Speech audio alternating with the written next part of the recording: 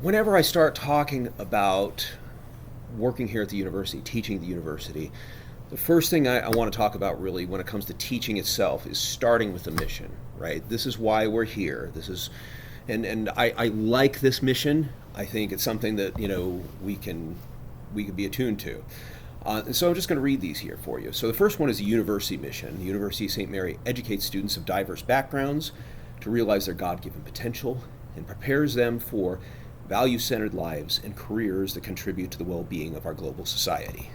Now, I will emphasize the God-given for a second because, of course, we are a Catholic institution. That's an important aspect to us. I will also add that when we've had the various Sisters of Charity at times coming up here and speaking to our students doing student orientation, kind of exactly what that means. And that is that, I'll just say, part of that Catholic experience is to be open to people of different belief systems. That, like, whether, whatever your religious background, if you're a Muslim or if you're, whatever, another breed of Christian variety or whatever your background is, or, an atheist, right? We're not interested in telling you what your faith should be. We're interested in you being on this sort of life journey where hopefully you're going to find out who you are, and we believe that should be God-inspired. Our division is sort of a specification for our purposes, right? We serve traditional, non-traditional, undergraduate, part-time graduate students with diverse educational needs. We seek to develop graduates that are competent, ethical, socially responsible, and globally aware. And so I have been working here at the University of St. Mary for 13 years, I think, or something going on right now. I've been involved in the development or redevelopment of every course in this curriculum at one point or another. And when we sit down, we develop these courses, my question, my concern always is this course fulfilling the mission? Are students looking more like this mission by the time they're done walking out of that course? And that's the big picture. So you will find that these courses should be involving things that hopefully are going to make people more competent. That's sort of like the point of this whole thing. So that's the easy part, I hope. But yes, there's going to be elements of ethics, social responsibility, and global awareness woven through all of those courses. And this attempt to try to get people to address people's diverse needs, to celebrate who they are, and help them get on this path, to try to figure out, like, how can they use these gifts that they have to serve other people, really. And so, like I said, I love this mission. I think it's great. And I want you to walk away with a sense that, like, when you're going into the classroom, that you're making this mission come alive for these students. It's a really important thing. The next thing I'll share is sort of the educational philosophy that, honestly, I've brought to the MBA program. So some of this is a little bit like me just proselytizing based on what I do and hoping that you're all going to follow suit. But there's a lot of stuff that, it's not rocket science. There's not anything here that, like, I invented or whatever.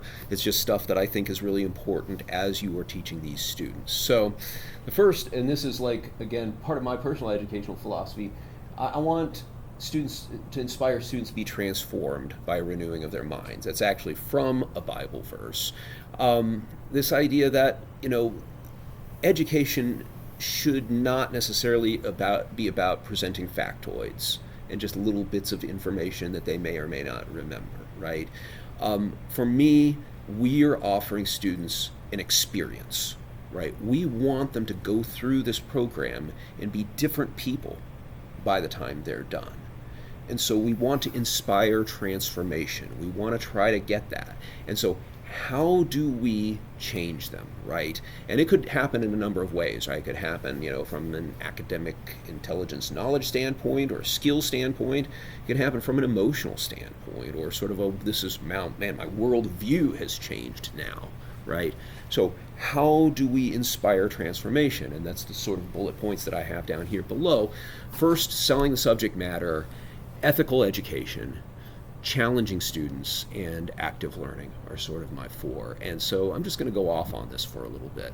I tell students when I start on the first day of class that, like, I am going to assume that none of you really are that interested in being here. That you don't care about whatever I'm teaching, global management, whatever it is. Like, you're going to be in here and you're going to be bored, right? It's my job to make you not bored. It's my job to make you feel like what you're doing here is interesting maybe even entertaining, but at the very least important. I have to sell you. We're not privileged to be here as instructors, right? Our job is to set these students on fire, get them excited about it. Now, maybe you won't get everybody. Maybe we fail sometimes, okay? But really, your purpose, more than anything, I think, isn't just to get them to know the stuff, but to get them to think that it's important and interesting. If you get the important and interesting, they may not remember everything, but they'll know how to come back to it, or they'll know why it's important and necessary. So I really think teaching is sales. A lot of it is sales. You sell it, and I think that's number one. Number two, ethical education. It's engaging from the standpoint, the same sort of stuff you talked about, in terms of, it's real. It's you're trying to get students to do the right thing, to make good decisions. But it's also interesting. I think it's also transformational because it's challenging, right? You get students to wrestle with hard choices, to be confronted with situations that maybe they hadn't thought about before. It's that unknown, that pushing people outside of their zone of comfort that really can be potentially transformational, and you can do that in part through ethical education. The third one is sort of more generically speaking challenge, right? That I do think that students need to be stretched. They need to be pushed a little bit further than they think they need, that they think they can go. And people tend to value the things that they work for. If somebody comes in and they're having a super easy time of this, they're not gonna, psychologically, people are just just let it wash over them, just whatever. But if you really engage them, if you get them to the point where they're like, this is a little bit difficult, I gotta work a little harder at this, and I read a little more, and we'll work a little more, and so on, then psychological concept, cognitive dissonance, but in the end, they actually will look back at this experience and say, this was worthwhile. And so, and I know I mentioned this to you before, but don't be afraid to challenge them. Don't be afraid to push them. You don't have to be the hardest teacher on the planet necessarily, but you don't want to push them so far that it seems whatever you've done seems unachievable, right? There's a difference between setting unachievable goals and pushing people so that they're a better version of themselves, right? And that's really what we're shooting for. And they will value that experience. They will value your class more if you're pushing them. The fourth one is active learning. There's a few things that I use anyway as far as best practices in active learning. First one I will say is controlled use of technology. I'm a tech fan. I'm super happy when we can pull in, all sorts of things. We've already talked about AI and some of its positive applications as well. The problem is, and particularly in a live class like you guys are going to be teaching, it's extremely distracting as well. Just had this conversation in my leadership class where I've got this mix of older and younger students, and somebody asked me, so do you think that younger people have less of an attention span than they used to? And the younger people all say, yeah, we do. We got very short attention spans.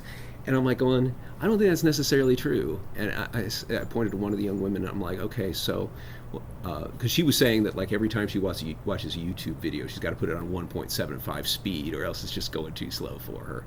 And I'm like, okay, that's great. Do you do that when you watch movies? She's like, well, it depends on the movie. But if I really like it, no. And I'm like, that's the thing. This doesn't have to do with attention span. It has to do with engagement. The fact is, it's not you. There's nothing wrong with you. What's wrong is with our devices and our delivery of information, right? It's if I'm sitting in a classroom and I get bored and I got this device, then I'm like, okay, well, that's going to stimulate me more right now, and then I'm going to lose track of what's going on here. But you take that away, and then everybody has to learn at the same speed as they did in 1975. And I don't think anybody is more or less has a longer or shorter attention span. I think it just has to do with the quality of what we are doing with that time. And so as far as technology goes, I just tell students flat out, it's in the syllabus, it'll be in your syllabus too, but how you enforce this policy I suppose is up to you. But I just tell students, it's you're not going to have laptops open, you're not going to have phones on, we're going to go no tech unless I say so, right? Maybe I'll say, hey, everybody get out your phones right now, let's Google this and see what you find, right? Or hey, let's play some interactive thing that I've got on the thing and pull out your phones and this is what we're going to do. But most of the time, no. I also tell them, though, that we're going to take breaks about every hour, do about a 5-minute break about every hour. You can't like sit here and just do a straight 4-hour class like this. You got to break it up. And during that time period, yeah, go check your phones. It's fine. Play with your tech. I don't care. But when we're having this conversation, we're not doing that. Likewise, like, you're professionals, man. You're adults. I trust you. Like, if you've got something with your kid and you're waiting for a phone call, or something with your work and you need to monitor something, do it, okay? Like, if your phone goes off, just go out in the hall and take the call. Come back when you're ready, man. You don't have to ask my permission. Just go and do it, okay? You're going to be more distracting sitting here in class doing this stuff all the time than if you just like walk out, take care of your business, and just come back when you can. You know, that's cool. I respect that. I just, us having this constant distraction of checking sports scores, checking social media, just whatever, it's a detriment. And I have had great classes, and I've had this policy for years, right? I've had great classes that have not been, and students don't mind. They're okay with this stuff not being there, and I think they have a better experience for it.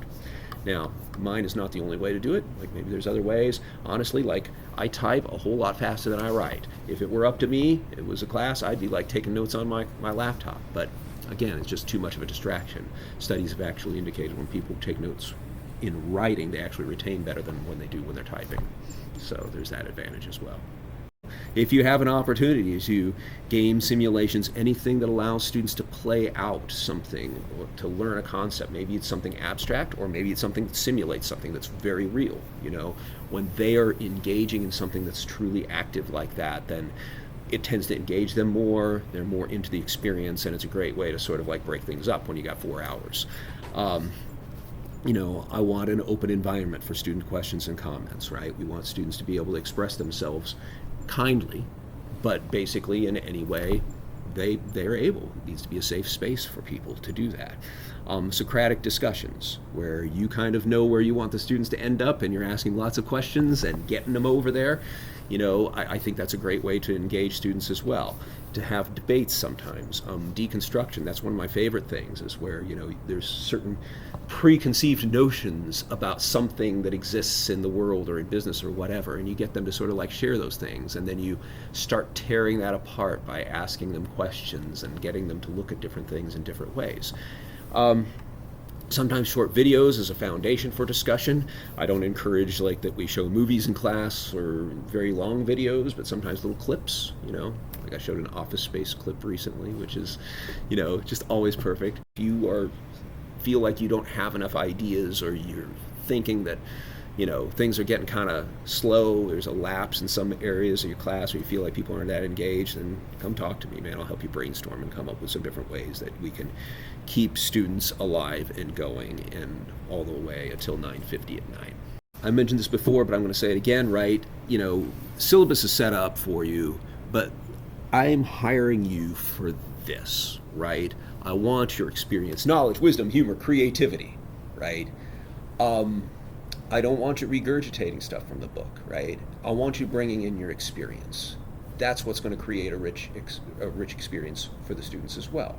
We do have to attune to the course objectives. The books or resources are there so students can learn. We want to be academic, but you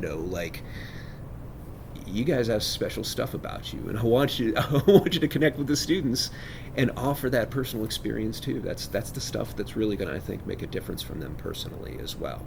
For an online class, right, it means interjecting in discussions, posting announcement, articles, insights on the course wall, whatever it takes. It's harder, really, I think, to do that stuff online. In person, you could just kind of do what you do. Like I said, I'm really passionate about giving the students is a real experience, something that's going to be amazing. I really believe you guys can do this. I think you're going to be great. But just whatever I can do to support and help you, that's a big part of my job. I'm here to support the students, but I'm also here to support you guys.